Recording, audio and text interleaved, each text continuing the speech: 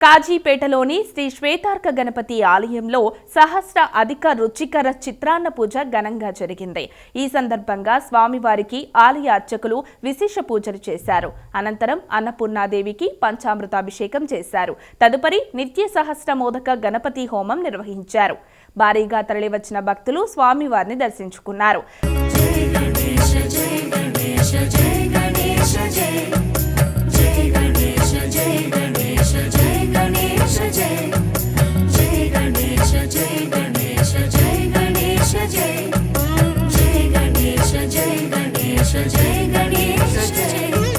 मूषिक वाहन गणेश मोदक हस्ता गणेश मूलाधार निवासा महिमल देवा एकदंता सुरेश सर्वविघ्न विनाशा हेरंबाया हितेशा हितमुल